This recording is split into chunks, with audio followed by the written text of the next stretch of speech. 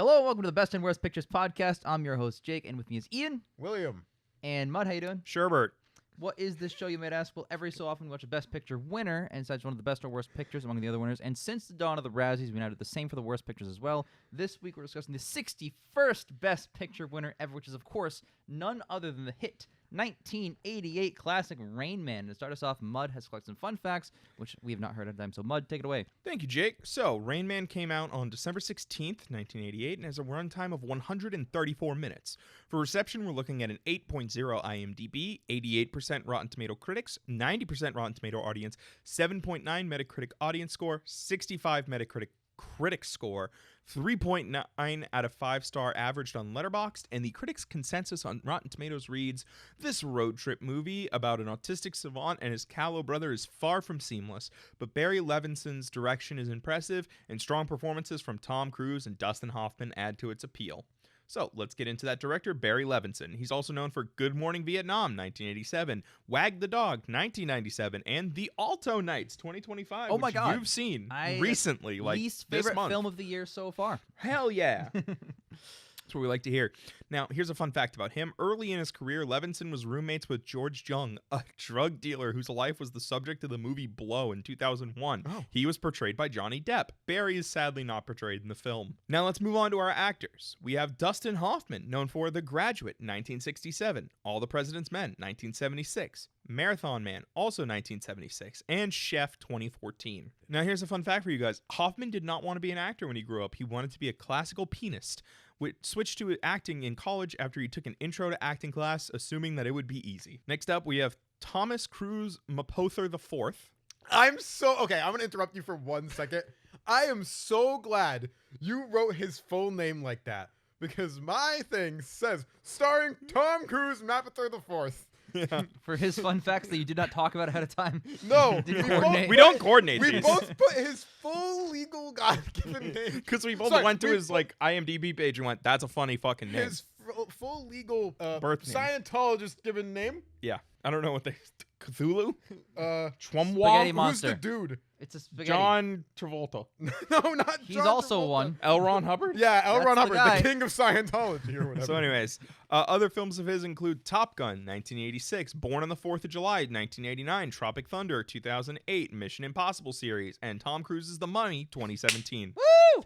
We're going to talk about that one a bit. As for a fun fact about him, Tom Cruise did not want to be an actor when he grew up. He originally wanted to be a Franciscan priest and even went to Catholic school. I really thought you were going to say he wanted to be a pianist, but when he took an intro to acting course, I That thought it is- was going to be the same thing. That is a humorous, aspirational career path given what he is today. I Yeah. know, one of the biggest actors. Now, our last actress is Valeria Golino. She's also known for Big Top Pee-wee, 1988, Hot Shots, 1991, Hot Shots Part 2, 1993, Leaving Las Vegas, 1995, Four Rooms, also 1995, and Escape from LA, 1996. Now, a fun fact about her, she did not want to be an actress when she grew up. Originally, she wanted to be a cardiologist. What's up with these people not... These fun facts are significantly, I don't want to do this, and then they won Best Picture. It's called, I noticed that 2 of them had it, and I went, do we have a third? And we had a third. Good. Now, other major films that came out this year include Willow, The Naked Gun from the Files of Police Squad, Die Hard, Grave of the Fireflies, The Last Temptation of Christ, Beetlejuice, Who Framed Roger Rabbit, My Neighbor Totoro, Coming to America, Cinema Paradiso, Heathers, They Live, Akira, Mississippi Burning, Big, Twins, Working Girl, Child's Play, The Land Before Time, Cocktail, A Fish Called Wanda, Killer Clown spelled with a K from Outer Space, The Blob, Hairspray, Rambo 3, Mystic Pizza, Moonwalker, Midnight Run, Elvira, Mistress of Darkness, Earth Girls Are Easy, Stand and Deliver, A Nightmare on Elm Street 4, The Dream Master, The Accidental Tourist, Hell Comes to Frogtown, Maniac Cop, Mac and Me, Crocodile Dundee 2, Friday the 13th, The New Blood, I'm Gonna Get You, Sucka, Hellbound, Hellraiser 2, Halloween 4, The Return of Michael Myers, My Stepmother is an Alien, Women on the Verge of a Nervous Breakdown, Action Jackson, Police Academy 5, Assignment, Miami Beach, Sorority Babes in Slimeball Ballerama, Gorillas in the Mist. I was wondering how long it would take before you broke Yo, down. Gorillas in the Mist sounds Mud, fire. you went real long without breaking down in that one. There's I had 2 left. God damn it. 976 Evil and Return of the Living Dead 2. Okay, so full props. That was impressive. Thank you. I've seen at least, maybe not half, but almost half of those. I've seen half of those. I've seen not Sorority half- Babes in the Slime Ball Bolorama. Yeah, one absolutely movie? not. That was one movie. I thought that was 2 films. No. Literally no. And Police Academy 5, Assignment, Miami Beach. I will have say- seen Police Academy 5. Of the films that I've seen, I really like them. So I guess I just didn't watch the bad half. Big year for Japanese animation. Akira, My Neighbor Totoro, and Grave of the Fireflies. I mean, like, Might be the 3 greatest anime movies of all time. Akira might be the best film that came out this year, and it might not be close. They Live is very close to my heart for that one. I don't know if I'd put Akira over Grave of the Fireflies. I think I would. I think I would. Mm. They Live is good. They by Live the way. bangs. Don't get me wrong. They Left Bangs. All right. Now let's move on to some production facts, fellas. Barry Marrow, I'm sorry. One of the writers of this film based the movie on real life experiences with real life savants Kim Peek and Bill Stacker. Cool. Famous savants, I might add. In the film, there's a scene where Hoffman's character discusses airline accidents and that he only wants to fly on an Australian airline named Qantas due to their impressive safety records. This scene is cut from many in-flight versions of the film, except for the Qantas ones. Love that. Which, fun fact, that record still stands today. They have not had a major accident since 1921. That's since like Over the dawn of 100 planes. years. Yeah. Wow. Yeah. Mm-hmm. Rain Man led to an increase in funding for research into and diagnoses of people with autism, Jake. Yes. How can I help you? Well, don't say that too loud. Dennis and Randy Quaid were considered for the lead roles. Fun fact, this movie's about brothers, so it was going to be the real-life brothers of Dennis and Randy Quaid. Hoffman was originally considered for Tom Cruise's part, and Bill Murray and Mel Gibson were both considered for Hoffman's part. Bill Murray? Mm-hmm. Yeah, I don't know about those selections. There was a writer's strike in 1988, and the other writer of this film, I believe his name was, Ronald Bass. I'm sorry, I only wrote down his last name for some reason. Anyways, he turned in the final draft that we would be using for filming only hours before that strike began. Mhm. It's like Revenge of the Fallen, but good. Several directors were considered, including Sidney Pollack and Steven Spielberg. Ooh. Spielberg was even attached for a full 5 months of pre-production before he left to work on The Last Crusade. Okay, that makes sense. He later expressed regret over that decision, which is wild because I fucking love Indiana Yeah, Jones and The it's Last the Crusade. best one. During rehearsals for scenes, Cruise and Hoffman would often switch roles to prepare for filming. Oh, I like that. Yeah, interesting little exercise. The film was shot in sequential order.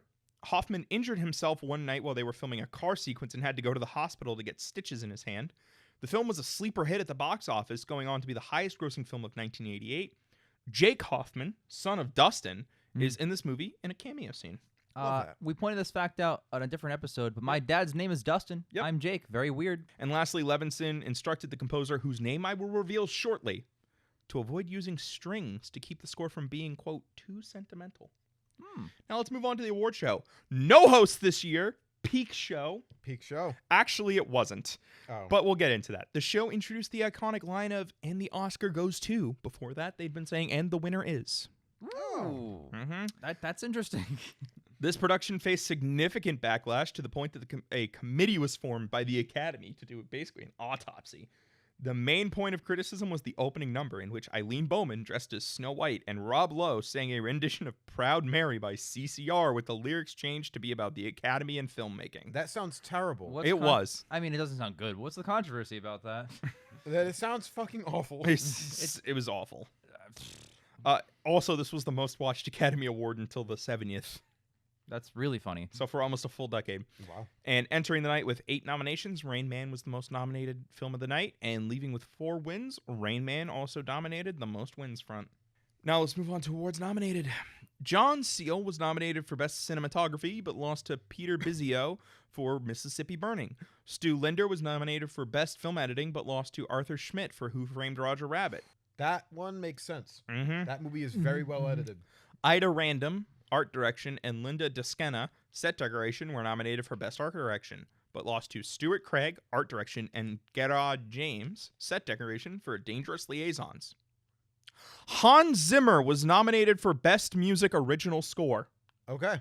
Hell yeah. but lost to Dave Grusin for The Milagro Beanfield War. Other nominees include John Williams for The Accidental Tourist. This was also Zimmer's first Hollywood production. Yeah, that I was about to say. That must be a very young man there. Ronald Bass and Barry Marrow, screenplay, and Barry Marrow's story won Best Writing, parentheses, screenplay written directly for the screen, end parentheses. Dustin Hoffman won Best Actor in a Leading Role. Other nominees include Gene Hackman for Mississippi Burning, rest in peace, Tom Hanks in Big, Edward James Olmos for Stand and Deliver, and Max von Sydow for Pele the Conqueror. I'm sorry. Tom Hanks in Big? Yeah. He got nominated for Big? Yeah. Hell yeah. Barry Levinson won Best Director. Other nominees include Martin Scorsese for The Last Temptation of Christ, which we have watched for this channel. And might be better than Rain Man. We'll see. And finally, it won Best Picture, beating The Accidental Tourist, The Last Temptation of Christ, Working Girl, and Mississippi Burning. And with that, I am done of talking about Tom Cruise. That's all right. So that's really hard, right? Because I loved The Last Temptation of Christ a lot. I've seen Rain Man. I really like Rain Man, but that's a hard mix. That's a really hard mix. So, I have not seen Rain Man. I've seen the scene from Rain Man where they throw the money in the air. Yeah, Which is like the most it's a good iconic scene. thing, I think, from the movie, maybe. It's a cool premise. But sadly, Mud said he was done talking about Tom Cruise. I wish there was a way we could keep talking about Tom Cruise. Oh, No, there isn't. No, it's fine. I'll talk about Vanilla Sky. No, Okay. I'm gonna actually talk about Cocktail. Whoa, okay, so we will also unfortunately be watching the year's worst picture, Cocktail, which is one of the very rare events where the best and worst picture of the same year had the same lead actor. To start us off, Ian has some fun facts from Midnight, blah, blah, blah, blah, blah. Take it away, whatever. So you said the rare event. Jake, you said You sound like you want to be here, Jake. you said the rare event. I think this is the only time up to 2024 that's ever happened. Wait, what happened in 2024? Still not happening. That's what the Up to- website. Oh, I up to thought you literally were. today. I was like, who the hell was in Blonde that's also in? No. So Tom Cruise is the only actor, Yep. Best Picture and Worst Picture winner You can't plan that. That's a really tough Lead in thing. both, in the right? same year. Yeah. Yeah. Ridiculous. Absolutely Blonde didn't. What won wild. Best Picture this year or Worst Picture? Honora and Madam Web? Madam Web. No, Yeah. no, See, no, okay, no. I could actually see some overlap there. Yeah. So, guys, Cocktail. The Rotten Tomatoes is 9%. Pretty good. Pretty good. It's 103 minutes, so it's not super long. We don't have to watch a whole 3 hours of Cocktail, just, a little bit. Starring Thomas Cruise, Mapother IV. Known for, you named a bunch of good movies. Here we are. Days of Thunder. The Last Samurai. H.G. Wells' Tom Cruise's 2005's War of the Worlds. Rock of Ages. Tom Cruise's 2017's The Mummy. He's a fourth?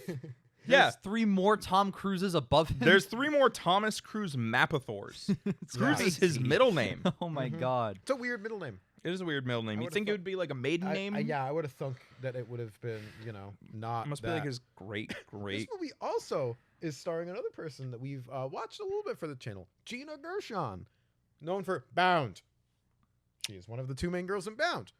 Showgirls, Face/Off, P.S. I Love You, Charlie Sheen's 9/11, Thanksgiving, which sucks, and I hate Eli Roth, and Borderlands, which sucks, and I hate Eli Roth. Who is she in Borderlands? She's Mad Moxie, the bartender.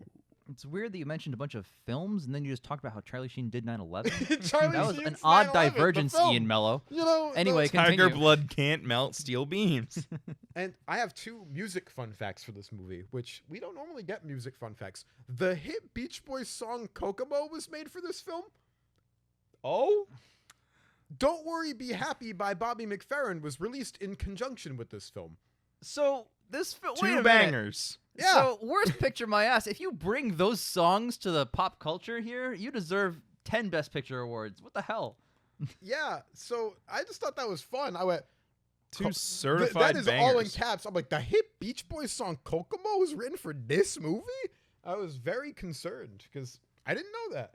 Normally with like musical releases, I'm like, yes, with the film, but no idea, no clue. Much like Cocktail. the hit film Rain Man, this film's also semi-biographical from the writer. Really? He had a semi-autobiographical novel that he published in 1984. He worked as a bartender in New York from 69 to 81 to support his writing career. Mm. His name is Haywood Gold. It's a good name. It's a good name. Universal bought the film rights to the script, changing it from his novel a bunch. Says the studio put the project in turnaround because I wasn't making the character likable enough. Disney then picked up the project, and he went through the same process with them. Fight them in every turn. There was a huge battle over making the lead younger, which I eventually did. This film's main source of financing was because Tom Cruise expressed interest in playing the role, helping it get that financing. Rob Lowe also auditioned for the role. It's funny that we both talked about Rob Lowe. Yeah. It's funny that we're both talking about Tom Cruise. Yeah, what are the odds? Brian Brown later said the script was one of the best screenplays I'd ever read. Very dark. It's about the cult of celebrity and everything around it. Tom Cruise is a very sweet multiple men. He is. Tom Cruise is a very sweet man. He was then and still is. But when Tom came in, the movie had to change. The studio made the changes to protect the star, and it became a much lighter movie because of it. The writer said, Gold, the tricks involving throwing bottles was not in the book, but something he showed Cruise and Brian Brown. They used it, and it became the prominent feature of the film. They're just going to be humming bottles at each other. All the posters and marketing I've seen thus far for Cocktail have been him throwing up that, mojito, whatever he's got fucking over his back and stuff like that. Big deal, big deal. But the interesting thing I'm hearing here is that, we made fun of Tom Cruise for having a lot of, push when we watched Tom Cruise's The Mummy a couple years ago. But it seems like he's been doing that. Yeah. Yep. That's his whole thing. During a love scene between two of the characters in the movie, Cruise grabs Gina Gershon's stomach and she hit him in the nose with her knee during production of the film. I don't think that's in the scene. I think that was just a fun little behind the scenes getting kneed in the face moment. Sounds fun. Kelly Lynch later said the film was a really complicated story about the 80s, power and money. And it was re-edited where they completely lost my character's backstory, her lower self-esteem, who her father was, why she's the person that she was. It was really successful, but it wasn't as good as it could have been. She claimed Disney reshot about a third of the film and turned it into flipping bottles and this and that. Despite that, she said, we had a really good time. Tom was so much fun, just a ball to work with both on and off the camera.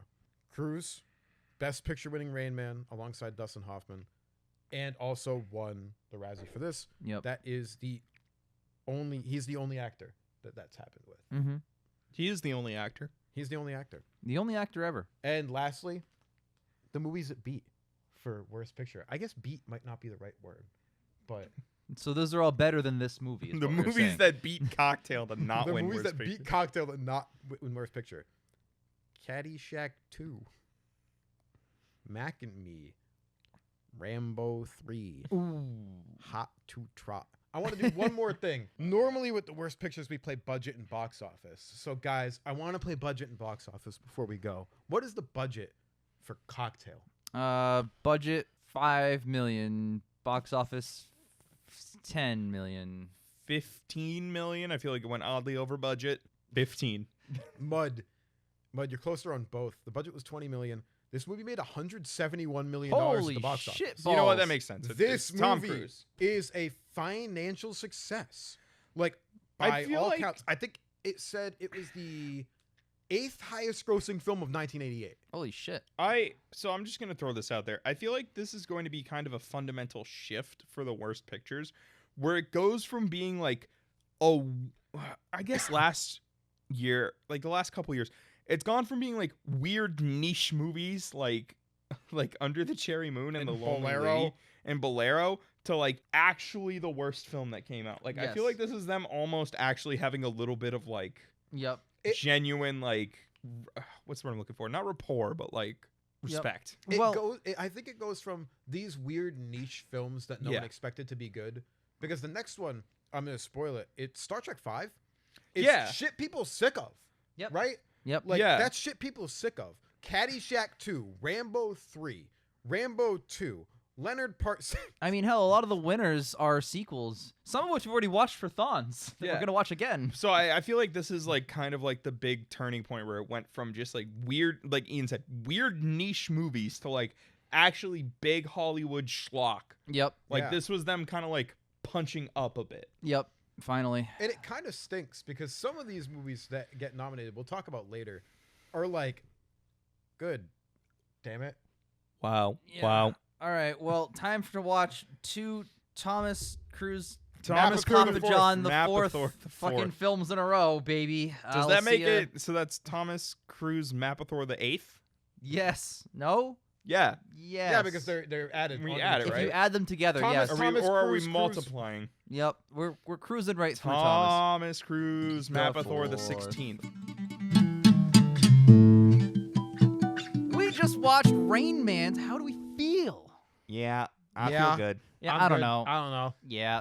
That was a really good film. It Question, was. Question 3 minutes is People's Court. So this was a great movie. I think we all enjoyed it. Fair to say. Absolutely. I think so. I loved it. I would also put it in the category of love. I agree. Oh, we all loved it. Okay. I don't know if anyone and felt that's the lukewarm. show. Thanks for listening. That's the show. Yeah. High marks. Out of 10s? I probably like a 4. Catch you guys for the next one. Driving Miss Daisy. This was an amazing movie. This over delivered.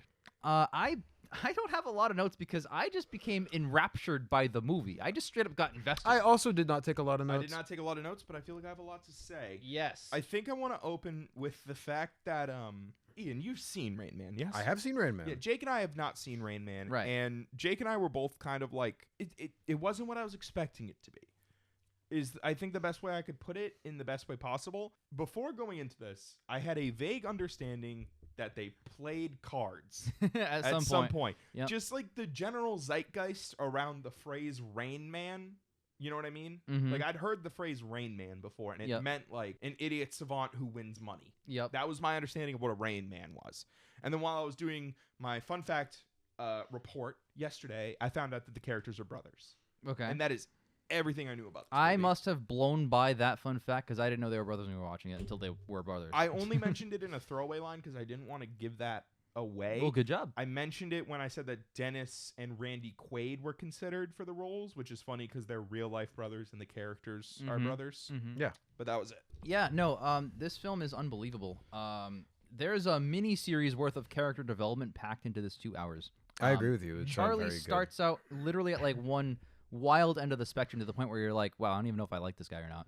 And then in the last like 40 minutes, he's like genuinely one of the best characters in the movie. He's earned the right to be one of the best characters in the movie at that point. Listen, he's always going to be the second best character in the movie because Raymond is the best character in the He's movie. so good. He's the best character in cinema. He's fucking great. I'm an excellent driver. What did he say? There was one line that absolutely slayed Just you. one. Dude, everything this guy says. Everything out of his fucking mouth was brilliant. Yeah. I love how Charlie was at the start of the movie. He was offended that he didn't get control of the estate, even though they'd been estranged for many years, as if he was like owed anything from someone he hasn't spoken to. And he even admits later in the movie, like, I haven't taken his calls. I was a shitty person to him. Yeah, if I was in his situation, I would have done the same thing to me. Right. So like, I don't know. Like it's really cool because for me it was like a character moment where it's like he gets noticed that he's not in the estate, but he gets offended and freaks out, which just speaks more to the type of person that he knows he already is, and they already know he already is, which is why he got cut out. So I like that like reinforcement of it's a great opening that establishes everyone really well. Great pacing too. There's a scene where Charlie pulls the book off the shelf and Raymond freaks out. It was the first major freak out from Raymond. Yeah. The sound design when he pulls the book out is like this slick movement that really emphasizes like a jab almost that Charlie's going to pop off just in that moment. I thought the really subtle work was really good in that moment too. Yeah. It's a great scene. And then he starts doing the baseball thing from Abbott and Costello. which Abbott that's and Costello are in this multiple movie. times in the film. They're physically in it. I'm not gonna lie, man. And Bud, you were there for the crossover, so you get the pain. But when they pop up on screen, all my enjoyment just went like, "Oh, motherfucker!" The best part is that was like we did that like 7 years ago now. I know, but it still lingers We were because in every movie I've seen them we in were is bad. We were in college when we did that, man. Yeah. Yeah, that was crazy. I want to say the character work in this film is excellent. And it's the exact opposite of the movie we watched prior, where the character development and the plot did nothing and did nothing. And then in this movie, Tom Cruise's character starts at a very similar point that he does in Cocktail. This greedy, money-hungry, just like all about one thing. But in that movie, at the last 2 minutes, he's like, actually, I love her. And in this movie, you see these slow, Yes. gradual change. Yes. Where he These has a family that he loves I can and cares pop for. off about how this and Cocktail are surprisingly similar. they're, They they're are! mirror images of each other. to Yeah. the point where at the end of this movie, Tom Cruise is offered money in the form of a check to not see someone again, and he turns it down even Because- though he needs money. He needs money, and at the start of the film, he would have said yes, but he's grown. Well, in Cocktail, they say he's grown, but in this film, he's actually grown. He has grown. And also at the beginning of the film, Ian pointed this out. They name dropped that there's a Mr. Mooney involved in the yeah. decisions about Tom Cruise's character's father's estate. Mooney is the last Yes. name of the chick that he impregnates in Cocktail. Yes. It's all connected. All That's the connected. same character. Easy save. It's shockingly similar. Shockingly. be. It's like if Cocktail didn't suck ass. I But know. this, Or the script. You know? this brings me to the mega thought I had in the middle of the film where I like threw my hands up. Ian, I mean, during the fun facts, you mentioned that they edited and changed the script for Cocktail because they didn't want Tom Cruise to be an asshole. And we can debate. they he did is an try. asshole in They that film did try to regardless. make the character more likable. Yes. Yeah. You know who's an asshole? Charlie. Mm-hmm. This is like, I feel like we watched two different versions Of the same fucking of the story. same movie. Yep. But like, Rain Man is what Cocktail was supposed to be. Obviously, in broad strokes, they are wildly different films. But like, he got to be an asshole. Yeah. He got to be rude, and like, it's not that kind of like lovable asshole where he's Yep. being like a prick, but you're kind of laughing because he's also not serious. No, he's so He's a rude. dick. He's so mean. Yeah. He, like, I noted, like, whenever, at the very beginning of the first, like, 40 or so minutes the film, whenever he wants Raymond's attention, he claps at him super Yes, aggressively. yes. Like a child. Like an animal. Like you are scolding a dog. Yep. Yeah. And the best part too is like, because this movie is very well researched with how actual Oh, yeah. autistic, yeah. people with Based disabilities on act. two real-life savants. When people who don't have a mental disability try to interact with people that do, that can't communicate, they misinterpret it as like, come on, stop acting fucking stupid. Yep. They're like, they don't know how. They get angry and offended, much like Tom Cruise's character got angry and offended in the beginning for no reason. They get angry and offended because they think the other person is being rude to them, but that's just Yeah. how they are and how they interact And they with the get, world. they also get frustrated because they don't understand why the autistic person doesn't understand. Yes. Mhm. It's like to them, they're like, I am being so fucking clear with you right now. Mhm. But the autistic person, they don't really understand. And we also see that reflected in Raymond's character. At the beginning, he's throwing R words around left, right, and center. Mm-hmm. A little over halfway through the film, he takes Raymond to a doctor, and the woman's like, what is he? And he's like, he is autistic. Mm-hmm. He's being nice. He's using the proper verbiage. Yes, because you spent more time with him. He's starting to understand. It's developing that connection with his brother, Yep. which is wonderful. Mhm. I think I want to get into my favorite scene in the movie. This one might be a tie. I think the scene where he finds out he's his imaginary friend Ooh, that was so good. might be the best scene in the movie, It's a great scene. because that's when he realizes, oh my God, he was in my life. He mentioned that specific thing to Susanna earlier in the film. Mm-hmm. It's like And- so throwaway right at the start. He's like, Yeah. yeah, when I was a kid, I had this imaginary friend. I called him the Rain Man. Yes. Mhm. Or it's the scene where he teaches him how to dance. I think I Ah. prefer the scene where he finds out that was his imaginary friend, because you see it all over his face. That's that moment of like, wow, oh my God. Mm-hmm. It matters way, way, way more to him than he realized at that moment. I think that scene astounds me because like we joked like in the moment like they're both reliving the same trauma at the same time. Yeah. They But- were. In reality, because Charlie Babbitt doesn't have a mental disability, Charlie's growing from that. He's learning and becoming a different person. Mhm. Whereas throughout the whole film, there's not an arc. It literally ends with Raymond the exact same person he was at the start. Like I know. identical, having not grown. I like that. I I think mean, it's true to real life. because if they gave him an arc, I think I would have hated it because it's like that's not how real people with this affliction would act. I do want to say, though, that while there isn't a super change in his character, there is a change in some of his habit and routine and his speaking mannerisms because of Charlie. And I Right. think that is cool. Where that's his main man now. That, He yes, spells out his that's the name, biggest thing. Yeah. And Kmart sucks. The funny joke that he makes. The fact that You know, like the like- only thing that he took away was Charlie Kmart Charlie sucks. gets ready to say Kmart sucks. Yes. So funny. Like, It's fucking I great. think while it's not like a full-fledged character development, I love that he is now part of his routine. He's now part of that. He can make little comments that are Mhm. jokes, and he laughs with them, and it's very different. I'd say Charlie does have a point when he goes to the office where he goes, he's made progress with me because he kind of has. he has. Mhm. Because people couldn't touch him before, and they danced, and he pats his on the shoulder, and they touch heads in that room. Him with Susanna, who's not always been there with him. Mm-hmm. He allowed her. Very calm with her. Yes, I think there is a progression there, and there is learning there. Charlie does make a fucking point. He does. Where He he goes, absolutely he does. has progressed with me. He's learned how to be better with people. He is not. He's right. He's not exactly what the doctors say he was.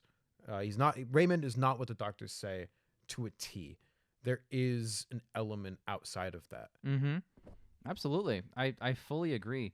I have a open question here. I don't know if I want to get too far into it, but by the end of the film, should Charlie have been arrested at any point?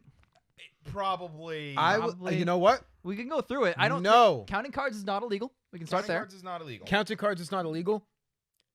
The doctor specifically states Raymond has always been there voluntarily. He is So free to if leave under his own conditions. His brother convinced him to leave, Mm-hmm. which you can argue. Yes, but is it convincing someone to leave if they're not of sound mind and body? Uh, And that is the question for the That's court. the But main thing. It doesn't really matter. He's there voluntarily. He can leave in and out as he pleases. But do you think he so can? technically, Do you think that Justin Hawson's character would be afforded that opportunity? Would they consider him I'm going to sound enough mind? interject. Mm-hmm. He told the doctor, I will return Raymond for $1.5 million. That is extortion. That is extortion. is That extortion. is illegal. You can't. Yes, he broke the You law. can't just apologize your way out of that. Yeah, I'm you just- can't just be Just like, pointing that one out. I was upset. I was upset. My I'm dad died. sorry, I was Good going reason. through it, Fair you know. point. He was grieving Me to an when I extent. stab Ian in the chest 38 times after my father passes away. I mean, look, like he was grieving. He has a case for that alone as a separate issue in court, Yeah. absolutely. But But in terms, your question you're right. was, should he be arrested? Yeah, you know what? The answer is yes. The Yeah. extortion and bribery part, maybe. yes, You know. absolutely. And then there's the question, which obviously is the point of the end of the film, but like, does he actually know how to care for someone like that? The answer ended up being no, because he gave him back. Oh God, no. But like, I would not trust Charlie. because What? You know, not that you're going to get someone arrested afraid. for that, but they can absolutely just take him away. What's the word I'm looking? Negligence. Negligence. Yeah, you don't know I how mean, to properly the smoke care. alarm thing, I think, Yep. tells the story. Even though he acted quickly and he did all the right things, but that was also, I think, for Charlie to understand, like, That you scene. are not, you're just not equipped for this. and That that's scene is okay. excellent for many reasons too, but the best part of that scene is the end where it just goes to Charlie's face and it lingers for like mad long because you know every thought that's running through his head and it's just What if he was at work? I'm not good enough. This can't continue. No matter how much I want to be with him, I cannot care for him properly. Yep. There's no possible way. I also like that scene because apparently Charlie lives in a fucking fun house. It took him like 50 seconds to get over yeah, to it Raymond. did take him mad I long was to like, get how there. big is this fucking house? Yeah, right. But yeah, but no, I love the ending shot of that because it said no words and told you so much. Mhm. Just so many thoughts that you just knew. But yeah, that I was an think- excellent scene. I think that was a fantastic scene. And it's like so quick and so easy because you just see Raymond. He turns the toaster on. He goes to open it. He can't open it. Grabs his juice box. Boom. Already forgot that he turned the toaster on. Mm-hmm.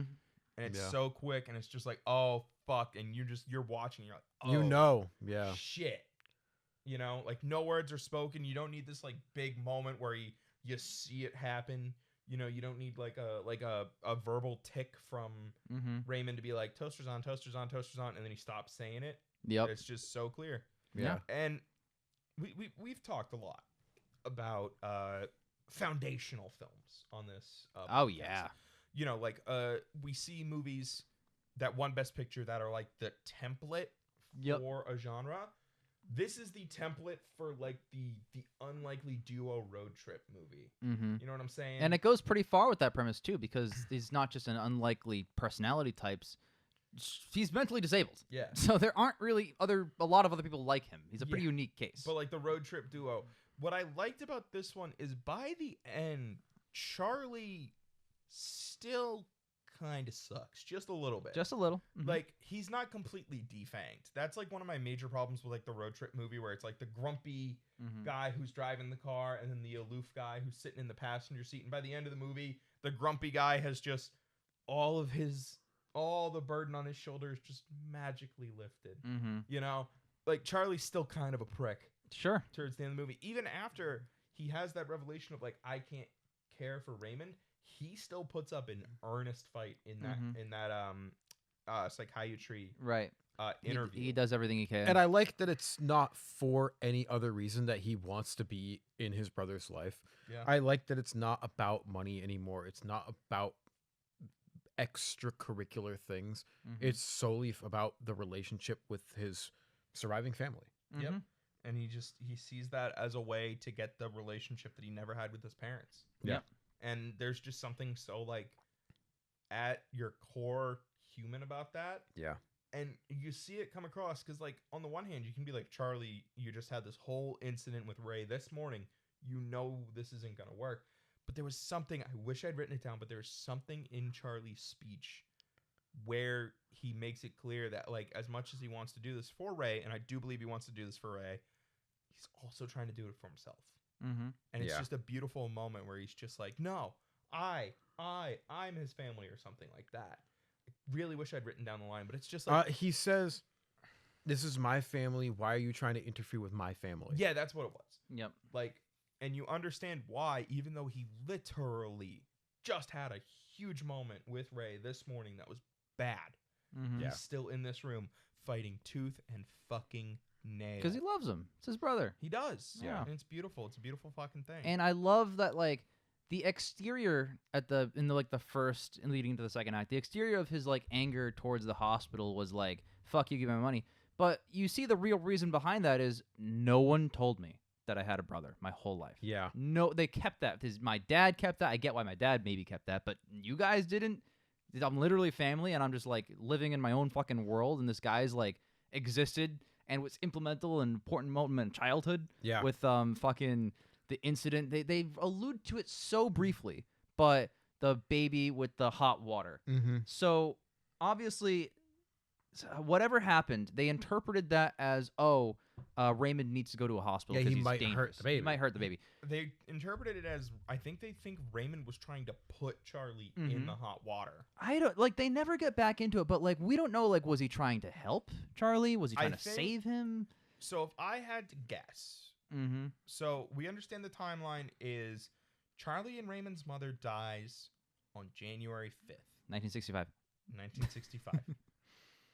Raymond is voluntarily Quote. asterisk institutionalized on January 7th, 1965. Mm-hmm. Not a whole lot of fucking turnaround time in there. But if I had to guess, during that time, I think their father, Sanford, was maybe running a bath for Raymond. Mm-hmm. Because, you know, Raymond obviously still needs help. Mhm. No, I think Raymond was probably like 8. They make it seem like Raymond's pretty, like, older. Mm-hmm. Like, there's a decent age gap between Raymond and Charlie. Sorry. You're Yeah, good. Charlie's 2. Raymond, I think, was like 8, 9, maybe. He was in his teens. He was like almost a 20-year age difference. I'm pretty sure. I think it was closer to 10. I'm not sure. But, I mean, obviously, also, there's a significant age difference between Dustin Hoffman and Tom Yeah. Cruise in this Yeah. film. I don't know how old Raymond is, but I'm guessing Sanford was running a bath for Raymond, and Charlie maybe slipped out of sight. Sanford probably being distracted with the fact that his wife just died. Mm-hmm. Charlie almost got into the bathtub. Raymond stopped him because he knew the water would burn Charlie, because I'm guessing Sanford probably left the water Mm-hmm. too hot. Like, he didn't. Sure. But what Sanford found was probably Raymond holding Charlie and saying, "Bath water, burn baby," Mm-hmm. which can be interpreted as, "Don't put the baby in the bath water because it will burn it," or "I'm going to burn the baby in the bath water." Right. Because he only has couple words. I mean, he also could have been in the bath running it, and that could have been what his father told him. Right. There are so few movies this good anyway that don't tell or show anything about this implemental scene in their life that shaped both of them completely. It's like, but they just leave all the evidence for you, and you just sit there and you piece just together, have and you're to like, this has to be the backstory. because obviously Charlie doesn't remember. He was 2. Right. Raymond can't explain himself. Right. The only thing you're left with would be a flashback so the audience can see. Mhm. But The the film's irony- smart enough to be like, you don't need that. You don't need that. You the, get- the irony is that Raymond, I bet you he remembers every fucking detail because he remembers everything. All the He time. does. He just Yeah. can't. He just can't express it. You know what the craziest thing about this is, Jake? This is a great example of tell, don't show, but they're also not telling you. It's It's just- don't show. It's don't show, don't tell, middle finger to the audience. Middle No, finger. you- Fuck you. Figure it out. It's told enough because Yeah, no, it's you are getting it through The the con- narrators of the film. and one of them was a 2-year-old, and the other one doesn't. the can't audience is articulate. rewarded for paying attention Yes. to the film, and they feel Yes. smart because they're like, I figured that out without a giant text card on the screen that said San Francisco. I'll take one further. We have to sit here and we are Charlie. We have to interpret whatever the hell he's saying and whatever like the routines he's doing and piece together what actually happened based Yeah. only on baby bathwater too hot. Dustin Hoffman's fucking incredible in this movie, right? Mm. But Tom Cruise has this like weird reputation in the acting community, or I guess for the film community, people who watch and enjoy it. Like some people say he's a good action star, but not a great actor. Yeah, I wouldn't don't agree think with that. That's right. that's not right 'Cause at all. Even in Cocktail, he doesn't do a bad job. I will point out he's been nominated 4 times at the Oscars. Yeah. He hasn't won yet, but I he's think- talented. I think the reason people call him an action star above all is because like He chooses it. he chooses to be an action star. I mean, post I'm gonna say 2000. Yeah. Can you name me a drama that he was in? Just a low stakes drama. I could probably pull one off the top of my head You know what if I I can really tell thought you about he's it. been in since 2000? About 6 Mission Impossibles, Night and Day, Tropic Thunder, Jack Reacher 2. Yeah, that's what you can pull. And Mummy.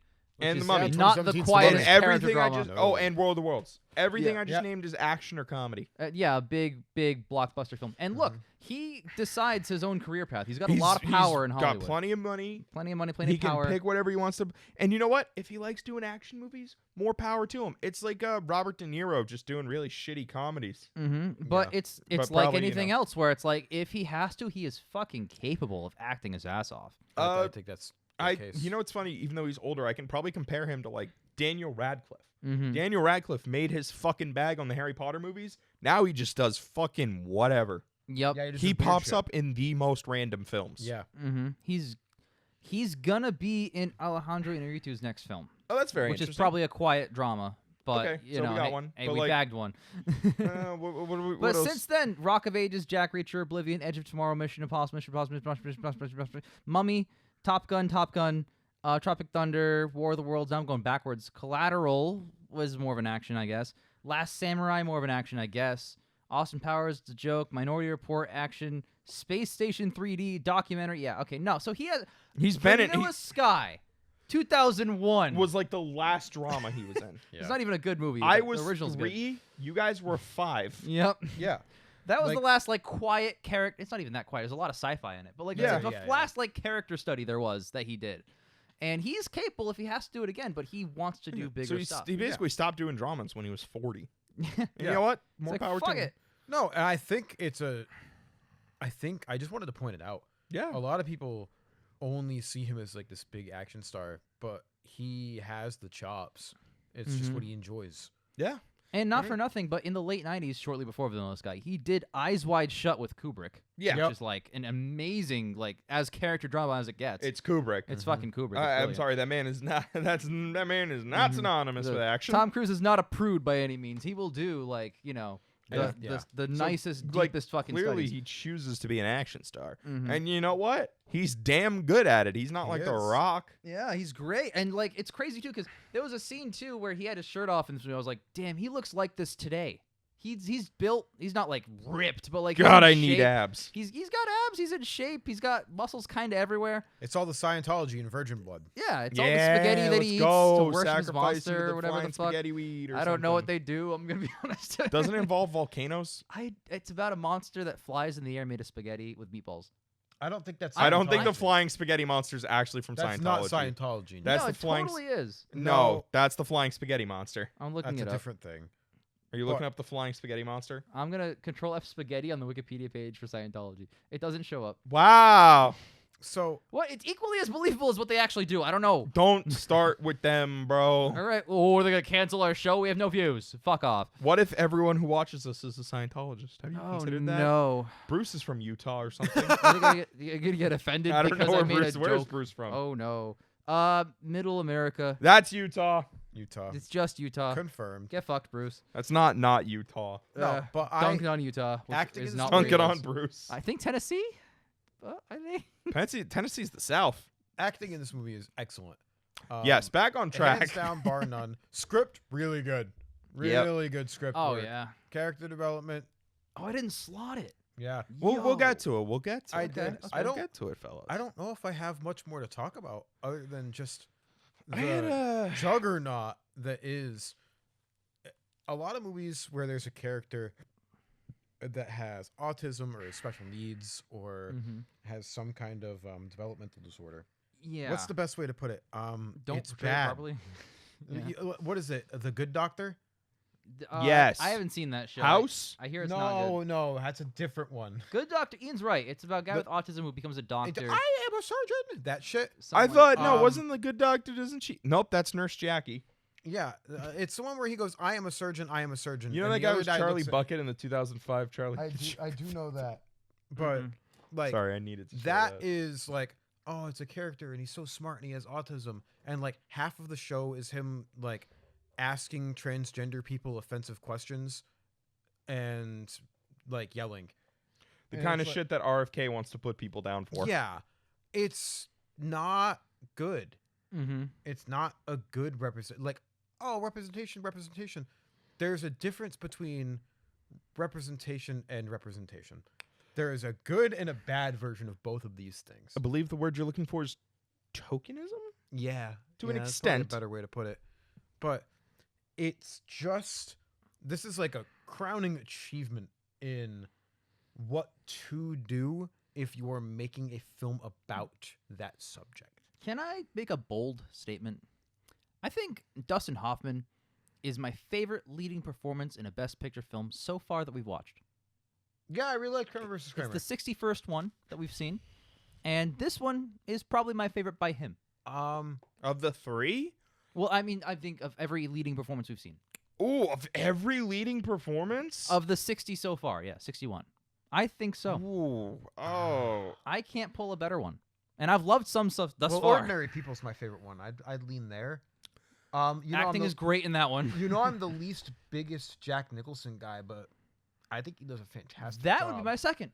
That was my Right? first before this. If we're, Gregory Peck, I believe, in Yeah. Gentleman's Agreement. He's Oh, fantastic. that in just Acted force his of ass off. fucking another nature. really good one. Brando on the waterfront. On the waterfront. Whoever Brando. it was from Lost Weekend, also. I'd Yes, say. he This was is great. Top Yeah. of the line acting.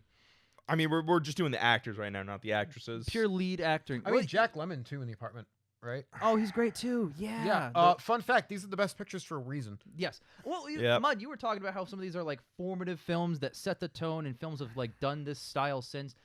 Of course, it makes sense that the first one to do it kind of worked it out the best and would win the best picture because it's unique and new. You know, and other movies like Rayman haven't won best picture because Rayman already did. So I'm just gonna throw this out there because I also am interested. Top actressing performances, because I got a couple. I'm gonna go with Mary Tyler Moore in Ordinary People. Yeah. Mhm. Yep. The chick Oh. who played Eve in All About Eve. Yes. Oh, Yes. good lord. Yes. And I have to I know this is gonna be a bad double down, but the chick who didn't play Eve but played the I was- other girl in All I About Eve. was gonna say All that. About Eve is so fucking good. Because you said Eve, I'm like, no, it's the one that it's actually It's all both about. of them. It's both of them. both of them. They're both great. amazing. Sorry, Fantastic. I'm blanking on their names because we watched that movie The years ago. Godfather. Oh yeah, come Yep. on. But Pacino, you can't go Oh wrong. no. The Brando girl, as the well. wife. Wife. The female ones we're talking about. her name is escaping me. Mm-hmm. I almost It's said, a very I famous almost said actress too. Ingrid Bergman. The It's first not and Ingrid third Bergman. girlfriend by him. Yeah. Okay. The Grover Yeah. Cleveland and Grover Donald Cleveland. Trump of girlfriends. And yeah, damn, he's not unique anymore. Godfather That's the only reason cast. I'm mad Hang about on, that. hang on. I'm gonna Diane Keaton. Holy shit. Diane Keaton. Oh, see, I was thinking. Where Michael Keaton got his last It's name funny from. you True said. story. I was thinking Talia Shire too. So Oh yeah. Well, Um, that's his sister. yeah, she is also That's excellent. what I'm talking in about. those Speaking movies. of Talia Shire, Rocky. Yeah, she is a good character in those films for sure. Mm-hmm. Absolutely. All right, let's Um, focus up. Let's yeah. focus up. Rally it up. Yeah, no, this is my favorite leading performance thus far in the Best Picture winners that I've seen. I stand by that statement. Jack It's up there. Nicholson was my favorite. He's now my second. I would put both performances in my top 10 for the guys. Mm-hmm. Probably Hoffman, maybe top 5. I'd not say sure. Hoffman top 5. I'd have to really think about it. I can't really say I've ranked the performances, you know? Mm-hmm.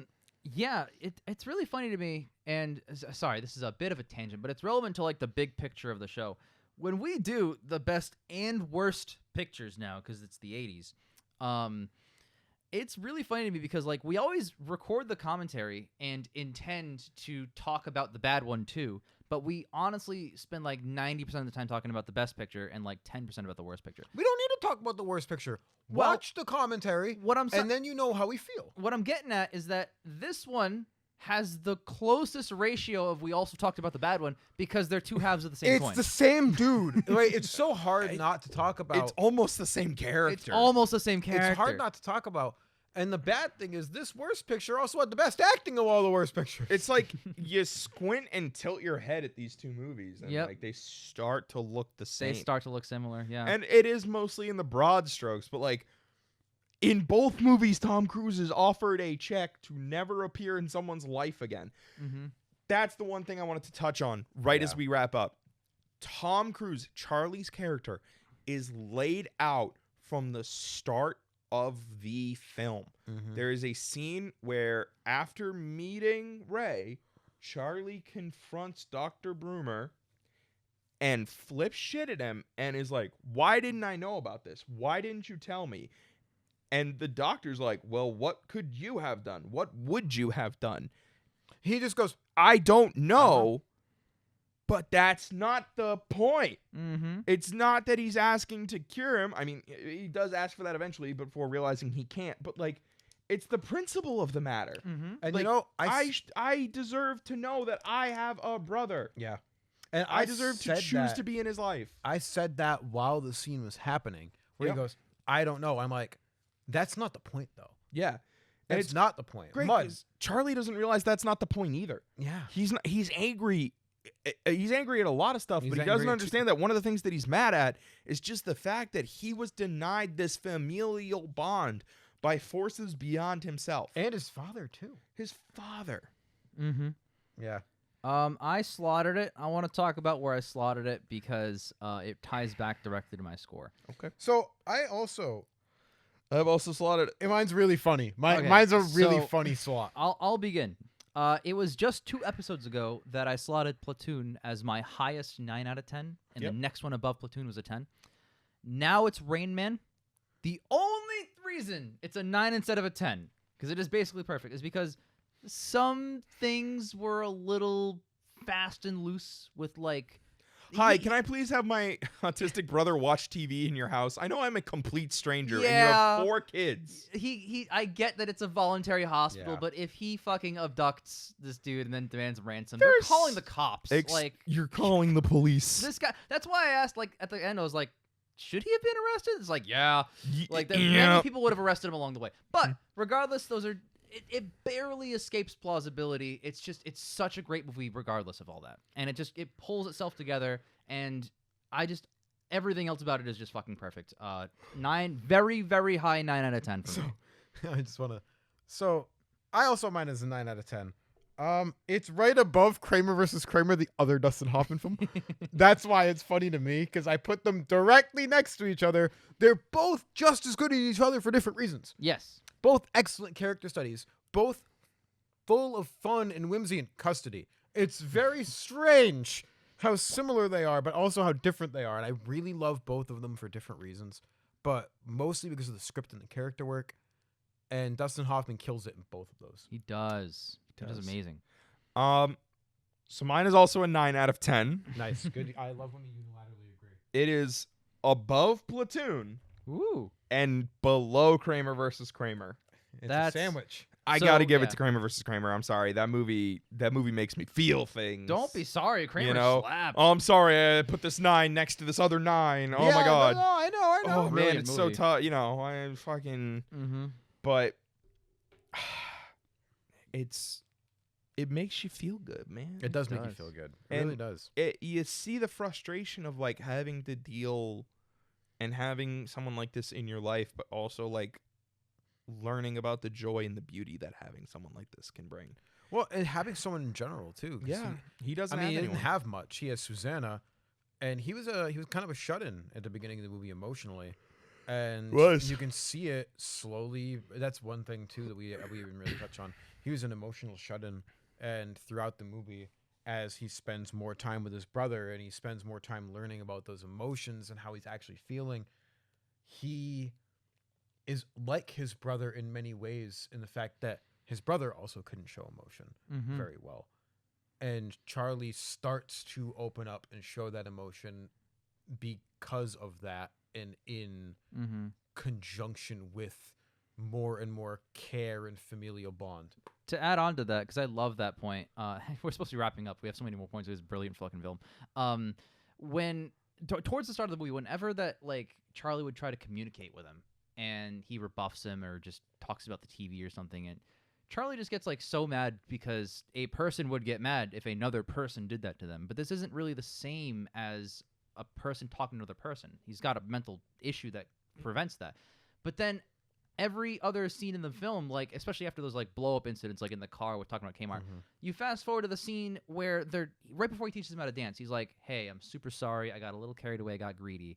And then when he tried to hug him. he just says like nothing, or talks about the TV or his date with Iris. Actually, he talks about Iris, and Charlie is just sitting there like, "Hey, man, I'm apologizing. I just want you to know that I genuinely feel sorry." And then he's just talking about Iris again, and I just this little moment where Charlie just kind of like does nothing, says nothing, and just kind of like accepts that, and he doesn't say out loud, "Okay, I understand that you can't really understand this," but like he's really just kind of taking it like, "That's my brother. That's how it is. It's fine." Yeah. Prior, Charlie would have blown up at him. You know what else? One last thing, I promise. Sure. At the beginning of the film, Let's just never stop talking and I about this. think this is such an amazing parallel. Susanna's main criticisms of Charlie are, you don't share what you're thinking and you don't talk to me. I was Mhm. mentioning, Which is Yep. exactly how Charlie felt about feels Ray. about Ray at the Yeah. start. Yep. And the parallels are amazing because Yeah. there's more than one way to not let people in. It's Yep. not just a movie about autism and learning about it's about emotional connection in general. It's about familial bond. It's a lot of different themes that are excellently interwoven with each other through similar topics, and they tie each other together in a Mhm. nice way. I really like that. I think, to put a bow on it, I think I want to say that the 80s had a couple really bad misfires. Sure.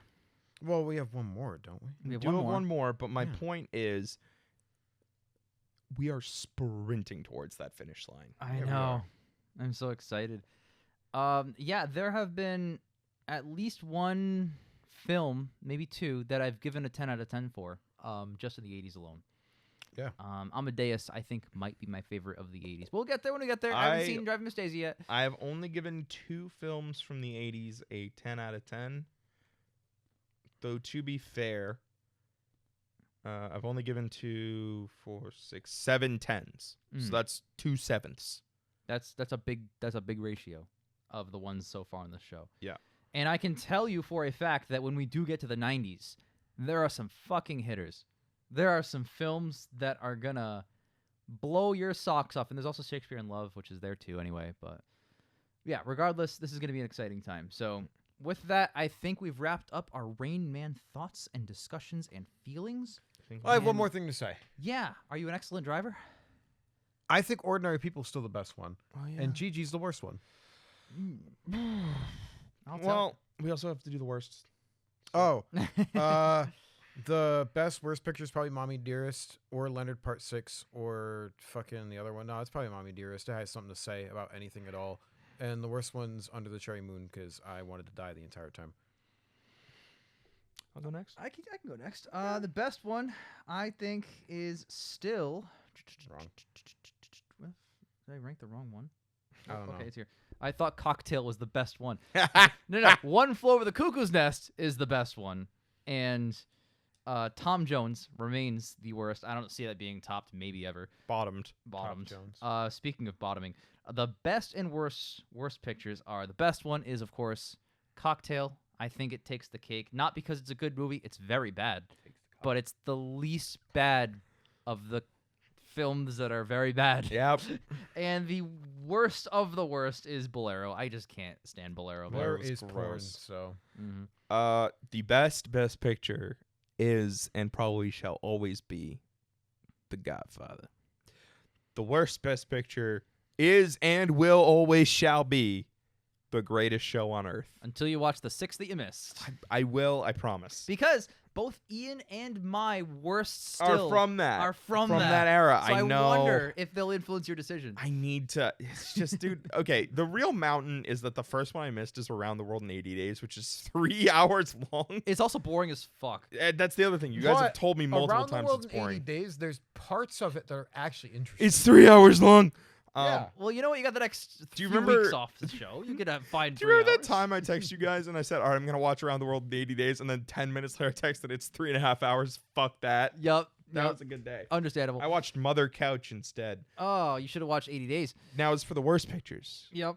the best worst picture is Mommy Dearest. Because it almost It has something to say. it had theme. It had and so that's- much bad though.